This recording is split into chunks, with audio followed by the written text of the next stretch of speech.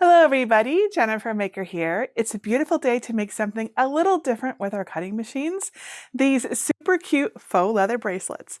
I'll show you how to cut them out, add vinyl accents, and how to add snaps to keep them secure.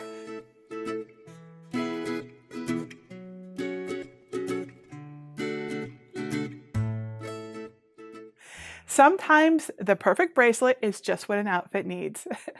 And with the right supplies, you can make your own bracelets with a cutting machine. Plus, since you're the maker, the jewelry will be perfectly sized for your wrist like my heart bracelet is. It's just one of 7 free designs that I'm super excited to share with you today. Now, I recommend using faux leather instead of genuine leather because it's really easy to cut these intricate designs and it comes in so many different colors and styles. I'm using the Cricut Maker 3 cutting machine today, but you can use any Cricut for this project or another cutting machine that works with SVG or DXF cut files. You'll also want a purple strong grip machine mat to cut your faux leather and a green standard grip mat if you want to cut the iron-on vinyl accents. I think they're worth weeding and pressing because they look really cool and make the designs really special, in my opinion. You can use most kinds of iron-on vinyl. Just make sure you have a pressing mat and some butcher paper to protect your project and the heat press. If you're new to using heat transfer vinyl on faux leather, I have some helpful tips in my HTV cookbook, which you can get over at htvcookbook.com. Lots of great times, temperatures, and pressures in here for excellent results. And I'll show you how to use a snaps kit like this to add a closure to your bracelet. It can take a little practice, so follow along with my video on some scrap leather before trying it on your own beautiful bracelet. And make sure you have a self-healing mat and a hammer if your kit doesn't come with them.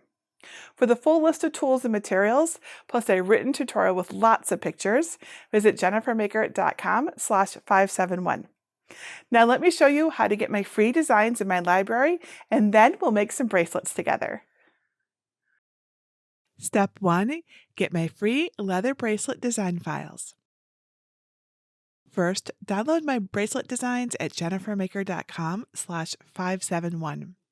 You can either download right from that link by saving the project or download from my entire free design collection.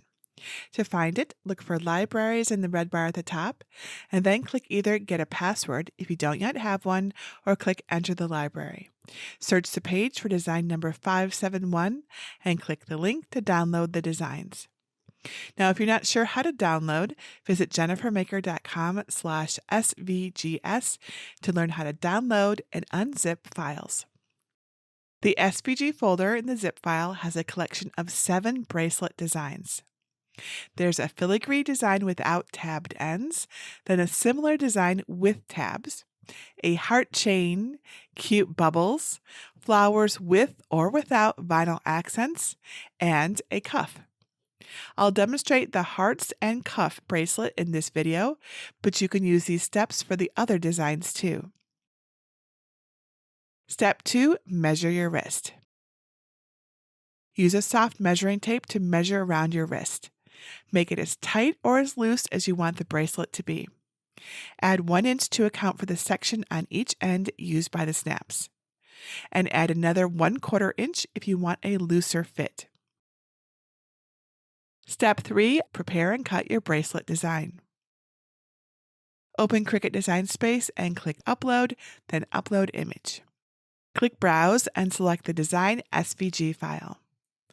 On the Prepare to Upload screen, it will say Cut Image with a design preview. Click Upload. Find your design in Recent Uploads and add it to the canvas. With the collection selected, click Ungroup. Delete everything other than the design or designs that you want to make. I'll make the heart design and the cuff bracelet. Some designs have an additional layer for an optional iron-on vinyl. Delete those layers if you don't want to use them, but I do, so I'm keeping them. One by one, and with the lock icon at the top of the screen closed, change the design's height to match your wrist measurement. Remember to add the extra length to account for the snaps and how loose you want it to fit. If you want to cut any pieces on the same material, use the color box to make their colors match. Otherwise, the colors should not be matching so that you can have the different colors on different mats. And then make sure the correct machine is selected and click Make. On the Prepare screen mat for the leather, check the dimensions to determine what size your piece of leather needs to be. Use the ruler and pencil to draw a rectangle onto the leather a little taller and a little wider than the dimensions you need. And then use scissors or a trimmer to cut your leather along the lines. Now, since the leather is thicker than most materials, we won't place the material right in the corner of the machine mat. Instead, if there's enough space, place the leather with its top left corner 2 inches in from the left and down from the top. Make sure the leather lines up with the straight lines. Now, if your mat isn't very sticky, be sure to use painter's tape around the edges to secure all 4 sides of the faux leather. Now, back on the Prepare screen, be sure to turn mirror on for your leather mat because it will cut better if you cut from the back, unless you're using glitter vinyl, which cuts better face up and can stay as is. Move the designs to match the placement of the leather that you put onto your mat. And make sure the dimensions still match so everything will cut on the material. And then turn on mirror for the iron-on vinyl just as you always would do. If you are cutting more than one design, space them out a little bit so you can trim them apart later. Now select the first leather mat and click Continue. On the Make screen, select Browse All Materials and type Leather in the search bar. Select Faux Leather Paper Thin and click Done. Change the cutting pressure to more for the cleanest cut. Your machine will tell you to use the fine point blade, which worked for me, but if you have any trouble with this, you can try the deep cut blade. You'll also want to move the white star wheels all the way to the right so they don't mar your leather. Now load your mat into your machine and then press the Flash and Go button to begin cutting. Now when the cut finishes, don't unload the mat right away. Instead, carefully peel up a section of the material to make sure the cuts went all the way through the faux leather. If they didn't, press that middle Go button again to run the cuts again in the exact same locations.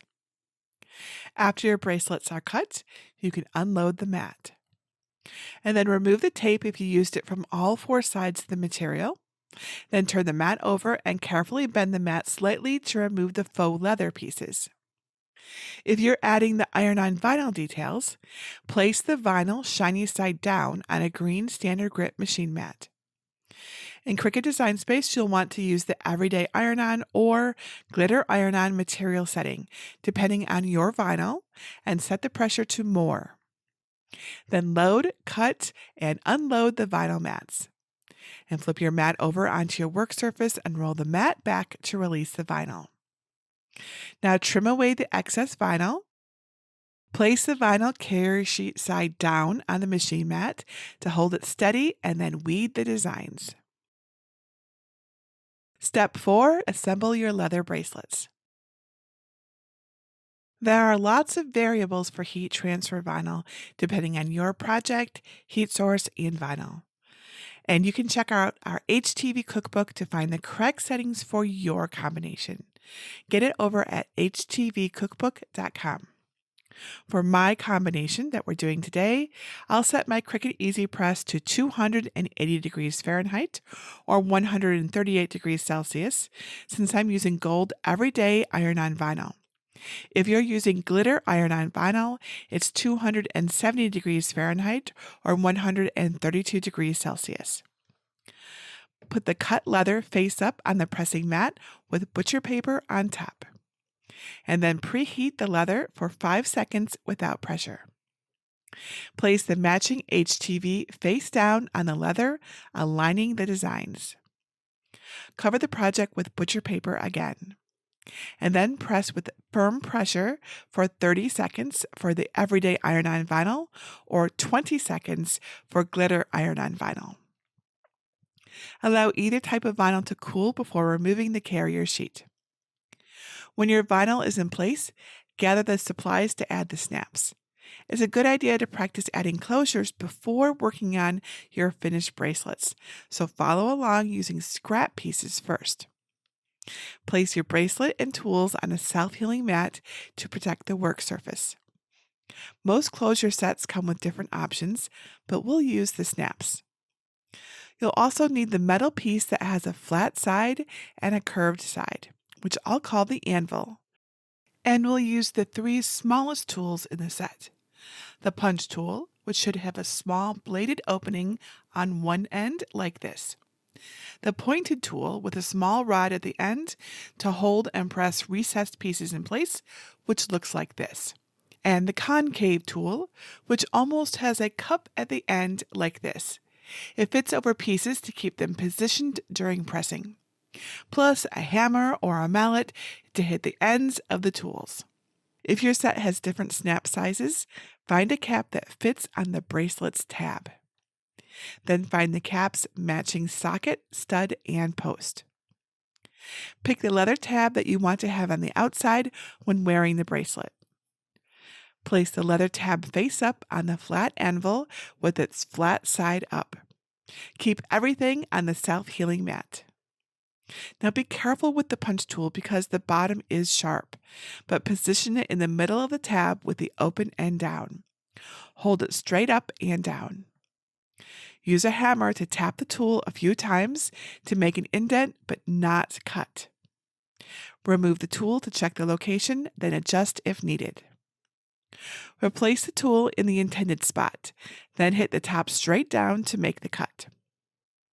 When you think the tool is through the leather, push it down and twist to help cut any remaining threads.